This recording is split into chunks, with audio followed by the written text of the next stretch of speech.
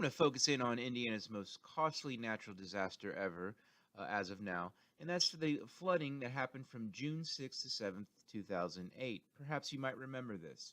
What it was kind of this freak deal. And like most of these things in weather, kind of the worst case scenarios.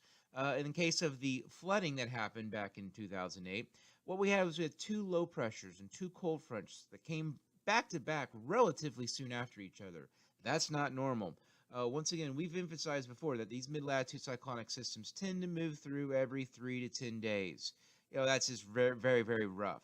But in the case of this particular event, you had two back to back within a very short amount of time. That's rare.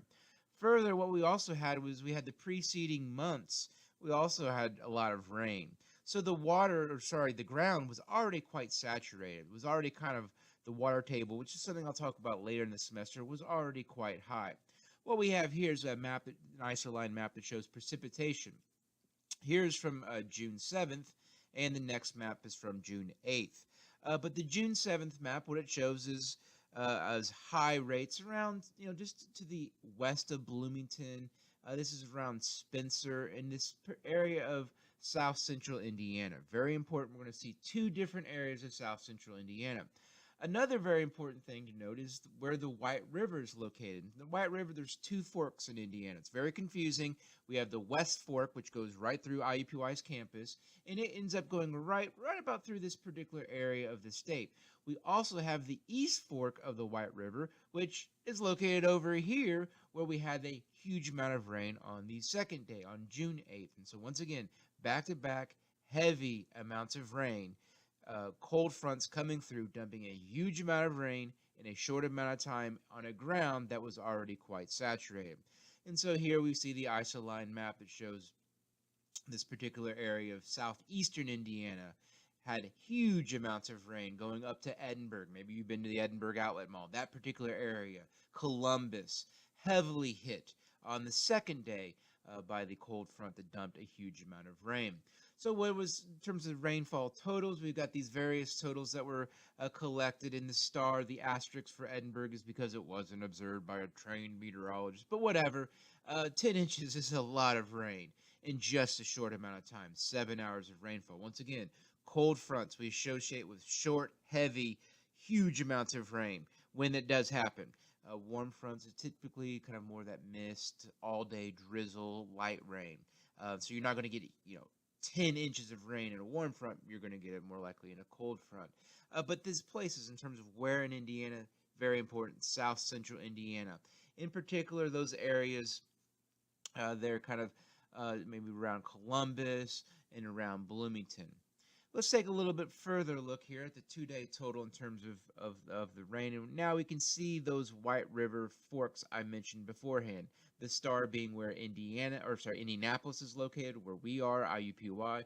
The blue line being here, the West Fork of the White River. You can see it going right through this heavy, dense precipitation amount here. We have the East Fork over here. And so essentially we have these two rivers that go right through where we have a huge amount of rain. Once again, flash floods, where are we concerned about? Low-lying areas, so water bodies, in the case of Indiana, rivers, you could say lakes, although we don't have a lot of natural lakes in Indiana. Most of them are dammed up rivers. But right through here, huge amounts of rain where we have two different rivers. This here is a remotely sensed image that shows southern Indiana, so we can see the borders of the state. Here, the Ohio River, there is Indianapolis. So May 28th, this would be before the major rain events, before we had the flooding start from June 6th and 7th. So we already had a quite saturated ground.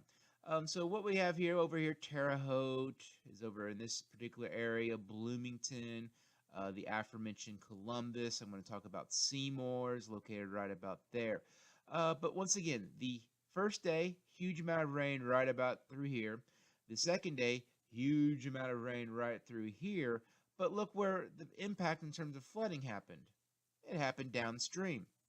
So what you really saw was, the rain, heavily right through there and right through here. But look where all this flooding here, where we had the Wabash, the West Fork of the White River coming together with the East Fork of the White River. And so we had downstream were really where we saw the major flooding impacting as far as the Hoosier population. Secondly, this is a little of a delay. I mean, water doesn't just suddenly go downhill and just all of a sudden collect, and it's not like a toilet where it just goes down to the drain that is the Gulf of Mexico. It's a very slow process, and so June 10th, 11th is really when you saw that flooding really start to take its toll down in the southern and western parts of the state. So it's a delay. So that's a further problem. We think about flooding. It's not so much the area where maybe rain happened or has happened in heavy amounts. So flooding, you could have absolutely dry skies, but have flooding, and it's all about whether or not you're downstream of a major rain event. Further, there's a delay. It's going to be a situation where you're going to have the rain event, and then 1, 2, 3 days, the floodwaters continue to rise, even though the low pressures have gone to the northeast. So these before and after really show the major flooding that happened, particularly in rural Indiana. Now let's zoom into two particular counties. We have Knox and Daviess counties, and also over here we have the city of Vincennes. If we zoom into this particular area, what the blue is really emphasizing, okay, the water's not blue, but what the person that made this map did was they saw anywhere where we see muddy waters, where we see flood waters, let's turn that particular pixel, let's turn it blue, and that's why we see it appear this way. So now we can see much easier as a viewer where the flooding has happened. So here we have the the Wabash River right through here, and then the West Fork of the White River, and then the East Fork of the White River, and they all kind of start to come together right through here. And so Vincennes is very important strategically way back when in terms of its waterways, in terms of its location, but today, in this case, is a negative because of the flooding. So here, this is not an area in which you see dense, heavy population, but do see a large amount, of agriculture in this particular area. This is an area that has seen some growth post 2000, but nonetheless, this is still an area where you see people living. I mean, people live along waterways. Historically, that was the case, and so because a lot of these towns are left over from that area, you still see people living along waterways. And so that's one of the reasons why we saw such heavy devastation in terms of economic loss. Only just under 5 people passed away from this flooding event. So here's some aerial photographs. Once again, the muddy waters in the previous image, they turned those blue in the aerial photograph to make those much easier to see in terms of being able to see the amount of flooding. This is in Columbus. Columbus, you did have a couple deaths, I believe, in Columbus, Indiana. This is where the East Fork of the White River is located. And this is where you had a huge amount of rain, particularly from that second day, from June 8th. This is Seymour, Indiana, just south of Columbus, and so downstream, did get a heavy amount of rain, but downstream from where you saw a huge amount of rain there in Princess Lake, Edinburgh, and Columbus from the second day. One of the concerns here is the East Fork of the White River. This town of Seymour is located right along it, and so it flooded. So you've got 50 to 100 homes that were flooded.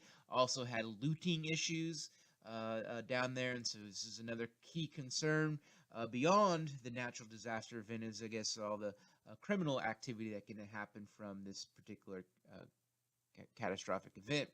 Here is Vincennes, the Wabash River, the famous George Rogers Clark Memorial. Maybe you've been to it. In Vincennes, this yellow line represents the location of the water at its highest level, and it's since receded. So this is probably June 12th, several days after the major rain event, but nonetheless, a huge amount of flooding there.